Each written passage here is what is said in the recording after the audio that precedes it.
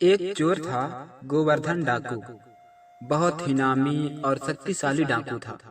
एक दिन राज कर्मचारियों ने उस डाकू का पीछा किया और वह भागा। घोड़ा भी छोड़ दिया, पैदल भागा। तो एक जगह देखा, सत्संग हो रहा था, कथा हो रही थी। पंडित परशुराम जी कथा कर रहे थे। करमती बाई के पिता, वह बहुत दूर दूर तक विख्यात थे। तो क्या हुआ, वह जो डाकू था वह उस सभा में घुस गया। अब राज कर्मचारी आए तो वह सोचे, डाकू इस सभा में कैसे? वह तो डाकू है और वह कथा तो सुनेगा नहीं। तो ऐसा सोच सारे कर्मचारी आगे बढ़ गए। जब 2-3 घंटे बाद सत्संग समाप्त हुआ तो कथा का प्रसंग चलने लगा। वृंदावन में श्री बांके बिहारी लाल को आदि यशोदा मैया ने सोने की कर धनी। इतना सुनते ही चोर चकित हो गया। अब चोर ही तो सोने की कर धनी, ऐसा चोर सोच रहा था। अब परशुराम पंडित जी ने कथा को आगे बढ़ाते हुए कहा, श्री बांके बिहारी लाल की 8 वर्ष की आयु और यशोदा मैया ने अपने लला को सोने की करधनी दी, सोने का मुकुट। अब इतना सुनकर फिर से चोर हिचकिचाया और बोला, अरे इतना सब कुछ, इतना माल कहाँ होगा वह? तब परशुराम पंडित ने कहा, और गाय चराने अपने सखाओं के साथ जा रहे हैं। अब इतने में सभा समाप्त हुई तो पंडित परशुराम जी अपने कागज पत्र को समेटने लगे। तभी वह चोर उनके नजदीक गया और बगल से चाकू निकालकर पंडित परशुराम जी के गर्दन पर रख दिया। बोला, पता लिखो। तो इतने में पंडित परशुराम बोले, तुम कौन हो भाई और किसका पता लिखूं? चोर बोला, वही जो करधनी और मुकुट के साथ गाय चराने गया है।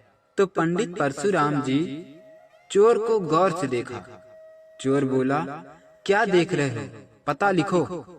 मैं डाकू हूँ, मेरा नाम गोवर्धन डाकू है। जो मेरा नाम सुनते ही लोग भयभीत हो जाते हैं। पता लिखो बस। परशुराम जी बोले, इतनी जल्दी क्यों है भाई? चोर बोला, बस केवल पता लिखो कहाँ? पंडित बोले, मथुरा क्षेत्र वृंदावन, बाप का नाम नंद बाबा, कन्हैया गाय चराना। चोर बोला, ठीक है। तब परशुराम दोबारा बोले, पर ए सुनो, तुम्हारे जैसे डाकू उसको चोरी नहीं कर सकता। वह बहुत ही नटनागर, बहुत प्रवीण बालक है। चोर बोला, सुन पंडित, अभी तुम मुझे जानते नहीं। मैं कितनों को लूट चुका हूँ, यहाँ तक कि राजा महाराजा भी नहीं बच सके, तो वह तुम्हारा नटखट बालक क्या चीज है? उसको तो मैं यूं ही चुटकी बजाते ही लूट लूंगा। बस ऐसा कहकर वह चोर वृंदावन को चल दिया। रास्ते में वह खूब खुशी खुशी झूमता हुआ जा रहा था कि चलो आज तो बहुत बड़ा माल मिलेगा और उसे बेचकर अमीर बन जाऊंगा। लेकिन उसको क्या पता कि भगवान की माया क्या होती है। वह तो सब कुछ जानते हैं। डाकू अपने में ही मस्त होकर जंगल के रास्तों से नाचते गाते जा रहा था। जब डाकू वृंदावन के जंगल से गुजरा तो देखा कई गायें जंगल में घास चर रही थी। अब देखो, संयोग से उसी दिन एक बालक था जो सर पर चमकीली मुकुट और कमर में चमचमाती करधनी पहनी हुई थी। क्योंकि वृंदावन के जितने बच्चे होते थे, उनकी माँ हमेशा अपने बच्चों को लाड दुलार करती और उनको सजा धजा कर ही भेजती थी। तो डाकू को लगा, हो न हो जो पंडित ने कहा था, ये वही गाय है और वह बालक भी यहीं कहीं होगा। तब डाकू ने इधर उधर नजर घुमाकर देखा, लेकिन उसे कोई नजर नहीं आया। डाकू सोचा, ऐसा तो हो नहीं सकता कि जंगल में गायें अकेले चर रही हों और कोई हो ना। कुछ देर इधर उधर देखने पर उसने देखा एक बालक आम के पेड़ पर बैठकर फल खा रहा था। तो डाकू मगन हो गया कि चलो आज तो बड़ा माल हाथ लग गया, अब कुछ दिन चोरी नहीं करना पड़ेगा। तो डाकू उस बालक के पास जाता है और कहता है, ओ सुनो, मैं एक जादूगर हूँ। मैं यहाँ जादू दिखाने आया हूँ। क्या तुम्हें पता है कि यहाँ सबसे अच्छी जगह कौन सी है? लड़का वहीं पेड़ पर बैठे बैठे बोला, मेरा गांव सबसे अच्छा गांव है, क्या तुम मेरे गांव में जादू दिखाओगे? तब डाकू बोला, क्यों नहीं, चलो। अब डाकू के मन में तो यही चल रहा था कि कब लड़का पेड़ से उतरे और मैं माल लूट कर यहाँ से रफू चक्कर हो जाऊं। लेकिन लड़का भी कम होशियार नहीं था। उसने कहा, मैं तो यहाँ गाय चरा रहा हूँ और मैं घर नहीं जा सकता, तो तुम अपना जादू यहीं दिखा दो। अगर तुम्हारा जादू अच्छा लगा तो मैं तुम्हें जरूर अपने गांव ले चलूंगा। अब चोर तो चोर होता है, उसे माल से मतलब कैसे भी मिले। डाकू को एक तरकीब सूझी। बोला, अगर मैं तुम्हें यही जादू दिखा दूं तो क्या सच में तुम मुझे अपने गांव ले चलोगे?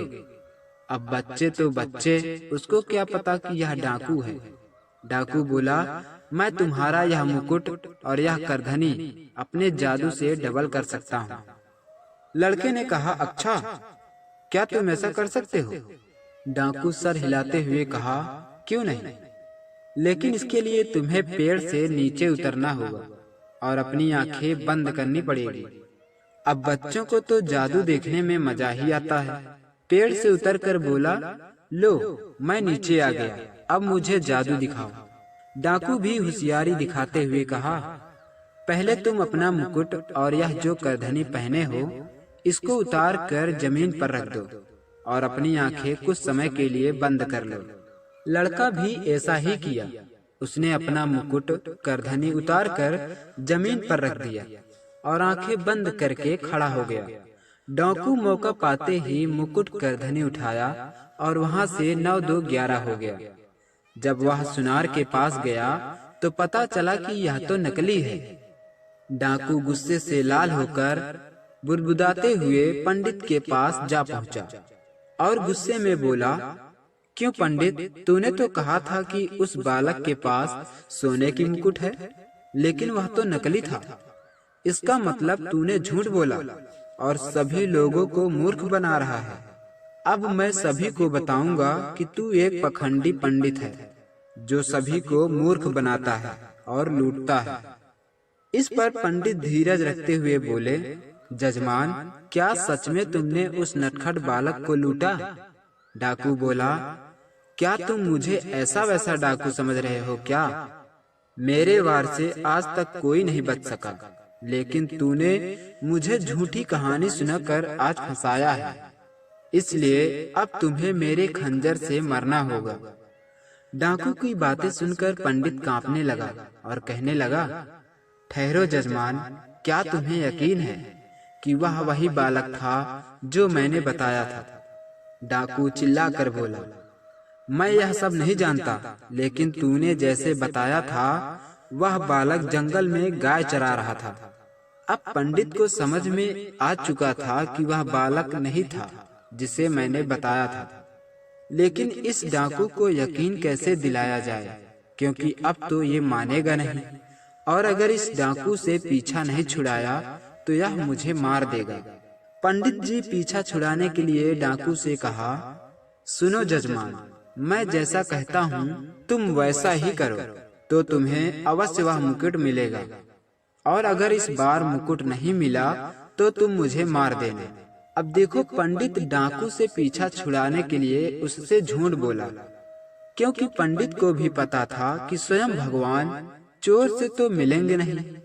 लेकिन आगे चोर के साथ ऐसा कुछ हुआ कि पंडित भी हैरान हो गया। वह इसलिए कि पंडित के बताए हुए स्थान पर जब वह डाकू पहुंचा तो देखा एक बालक एक पैर पर खड़े होकर बांसुरी बजा रहा है। उसका चेहरा मोती जैसा चमक रहा था। सर पर मुकुट और कमर में करधनी धारण किए हुए अपने आप में मगन थे। उसके चारों ओर एक दिव्य प्रकाश मंडरा रही थी।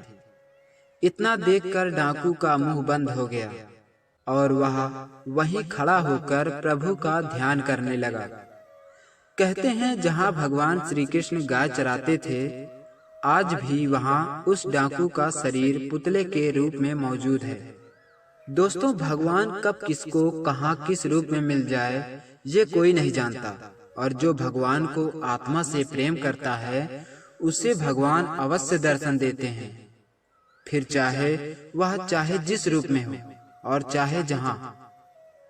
तो मेरे साथियों, मेरे भाई बंधु लोग, अगर आपको यह कहानी पसंद आई हो तो मेरे इस चैनल को सब्सक्राइब करें, साथ ही बगल में दिख रहे घंटी को जरूर दबाएं, ताकि मेरी हर आने वाली ज्ञानवर्धक कहानी आप तक सबसे पहले पहुंच सके। मिलते हैं अगली कहानी में एक नई शिक्षाप्रद कहानी के साथ। तब तक इस कहानी का आनंद लें। स्वस्थ रहें। जय हिंद।